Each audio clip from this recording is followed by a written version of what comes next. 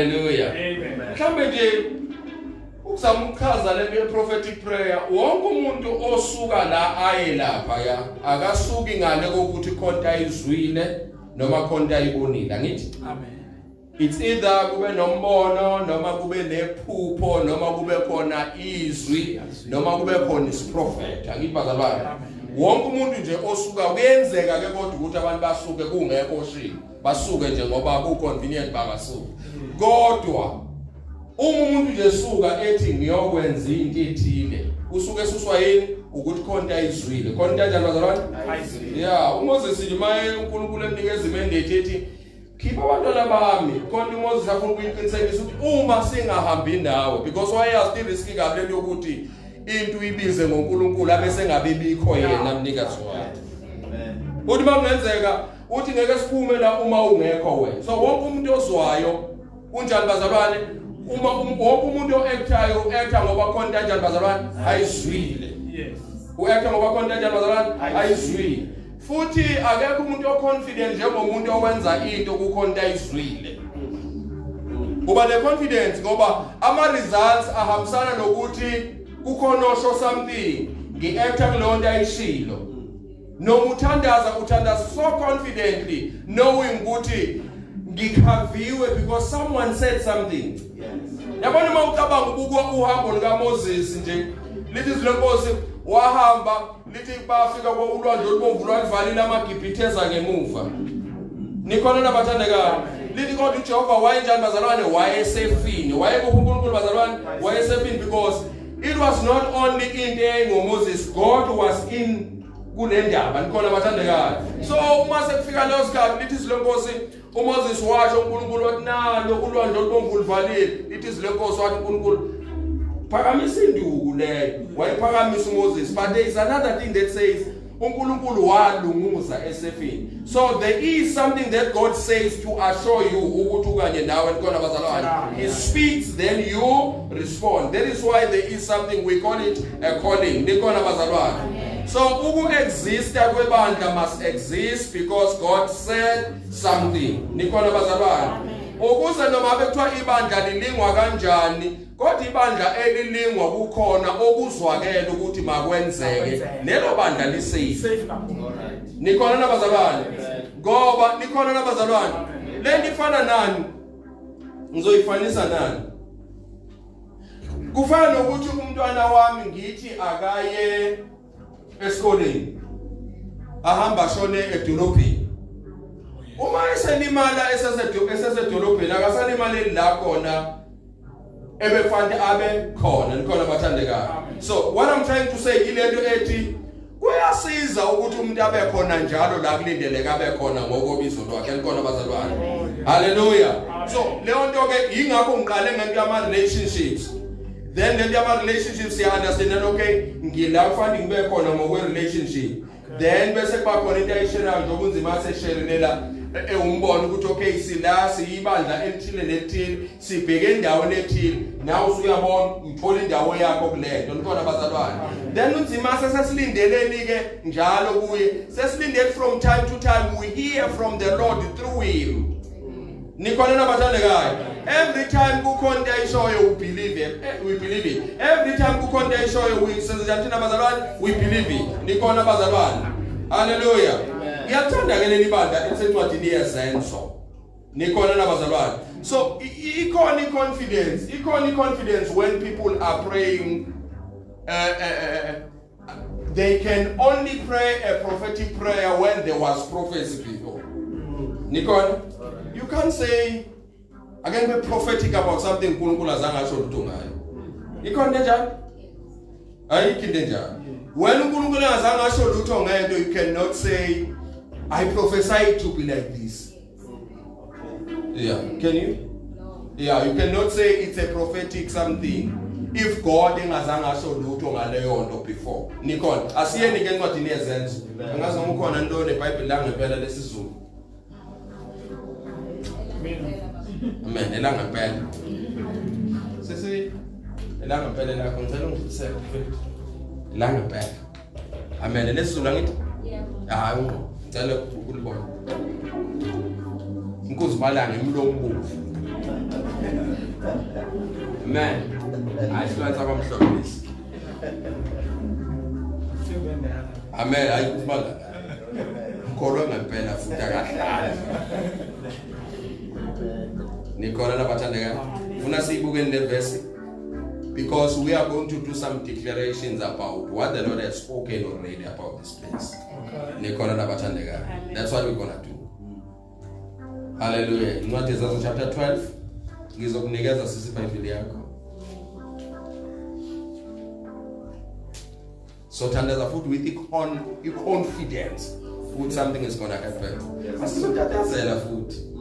Nikhona nabazalwane. Okay. Ngiyixole bazalwane bengisho indaba eminyaka nje namehlo. Okay, asifundeni ke. Chapter 12. Okay, chapter 12 from I just want ipart encane yalento engikhuluma ngayo.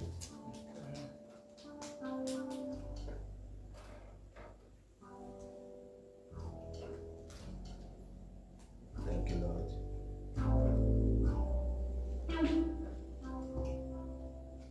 Thank you, Lord.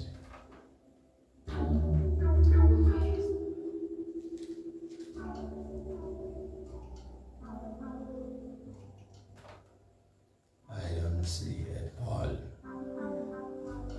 Okay, let's put it from verse 1. From verse 1.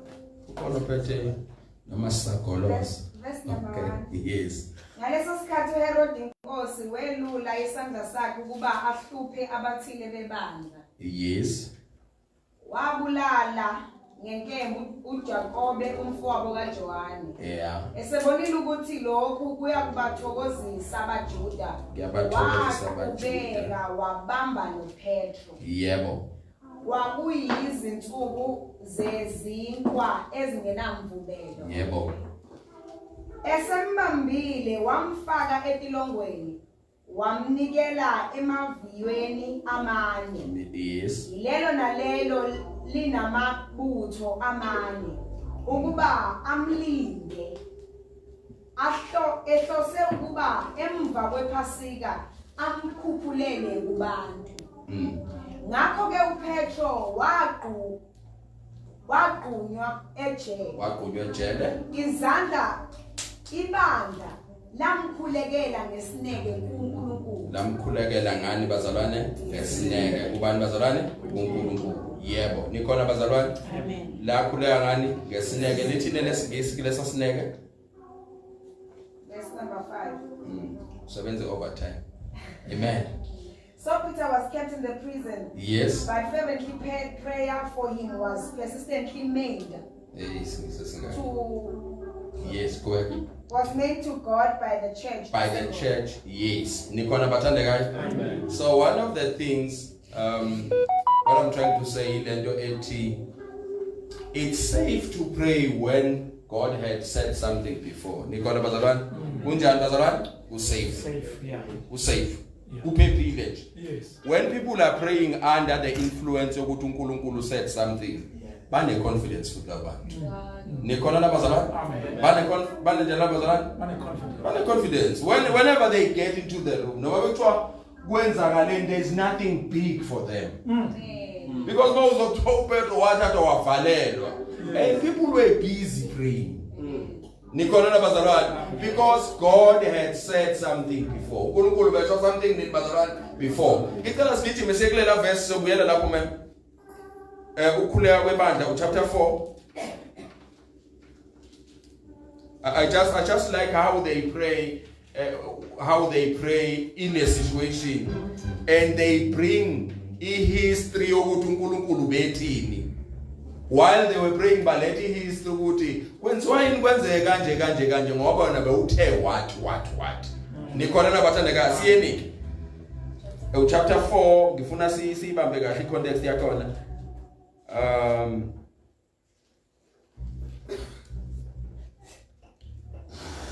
Thank you, Lord.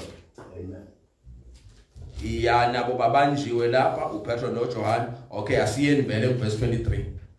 Verse 23. Yeah. Uthe sebededele Yebo. baya kwabakubo Baya kwabakubo. bababikela konke abapristi abakhulu namalunga abakushilo kubo. Yebo. Sebezwile benyusela izwi labo nganhliziyonye kuNkulunkulu bathi somandla wena owenza izulu. Somandla wena owenza izulu. Umhlaba ulwandle nakho konke. That's the prayer of the church. Yebo. Kubanjwa abapostoli baboshwa, then the church bakhululwa, then they went bayochazela ibandla ukuthi kwenzakaleni, then the church started to pray. Yebo. Wena owa. If there is anything of fancy investigate these days, it's prayer. If there is anything of fancy investigate yini bazalwane, it's prayer. Uma kukhona into esingayenza njalo singayeki these days, it's what bazalwane, it's prayer. Prayer is very important these days. Prayer is very important these days. Yabona nje uyazi ukuthi prayer iyakha ama environments, iyakha ivulela izinto eziningi in the church. I was just telling obengitshela bana nzima se noma ngingasangeze ukukhumbuza bengikutshelana. Ngithi lento yakhiwe umthandazo le. Nikon yakhiwe umthandazo. Uyazi ukuthi kukhona umzalwane oqhamuka ethi uzofeza isidingo sento ebengiyidinga ngingazi ngizokwenza kanjani. Wathi yena uyazi ukuthi kuthenga abafo namhlanje ngizoze enkonzweni ngaphupha lento. Ngithi mina it's only if there is prayer in the church where people they can just it's only when the church is praying. When the church is praying, kuzaleka into eningi. Ufika lo mzalwane bengitshela unzima ukuthi uyazi bengingazi ngize ngirisk ake ngiye nje. Ngizobona kuzokwenza kanjani. Uma isifika lethi ngabo 4 ngiphuphele. Kwangathi ufuna ngenze kanje kanje ngani okay ayibusise inkosi. It can only be prayer ekwazi ukuzala lezo zinto. Where people are flexible with obedience. Nesele yini abantu kanjani bazalwane ba flexible. Uyabona ubona izixokozela siyayikhudula nasekwenzeni umsebenzi kaNkulunkulu. Sometimes kuleka la emthandazweni. If there is anything that you can do right these days, it's prayer. Nicola bazalwane. Okay, but sebeyiwe kubeka mamsiya. Wena owakhuluma ngomoya ongcwele. Uthi wakhuluma wena ngomoya ongcwele. Ngomlomo kaBaba. Angiyabona ibandla ukuthi libuyela kuNkulunkulu liyomkhumbuza izinto ayishilo ngoba konke ayishilo. Ukuthi wayibe nesiphithi esingaka, abapostoli bahlushwe kangaka ube kade wena ukhulumile. Because you cannot expect the results ezinto uNkulunkulu azange ayikhuluma ukuthi zenzeke. You can only expect. Yabona abantu abahamba ngaphansi kwesiprofeto basave lawo bantu because whenever kunezinto eziphambana nesiprofeto they go back and say but this is not what you said. Yes. Amen. This is not what you said. Nikhona nabazalwane noma bathandaza in line with what God said. Now lithi Bible bathi sebekhululiwe baya kwabakubo qhubeka mamusiya then bathandaza bathini lapho. Wena owakhuluma ngomoya ongcwele. Wena wayikhuluma lento ngomoya ongcwele. Ngomlomo kaBaba uDavida. Wayikhuluma uyabona bayilanda kude kanjani? Abantu abahamba phansi kwesiprofeti ama generations amangaki lawa. But this prophet lokusumile lokusiphezulu kwabo kanje. Amen.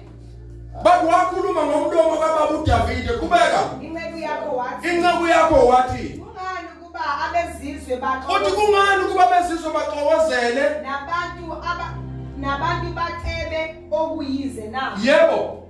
Amakhosi omhlaba aviva ndawonye. Amakhosi omhlaba aviva ndawonye. Nababusi bahlangene ukumelana nenkosi kanye nogcotshiweyo. Nababusi bonke bahlangene ukulwa nenkosi egcotshiweyo. Bayathandaza ibandla. Limlethela ama-facts uNkulunkulu. God has spoken. But izinto azenzeki ngendlela bekhulume ngakho. Kunezinto engathi ziyaphambana bathi uNkulunkulu ake sikukhumbuze ukuthi this is what you said. Yini into ishilo. Ababusi bahlangene ngenkosi egcotshiweyo uJesu Kristu kubeka.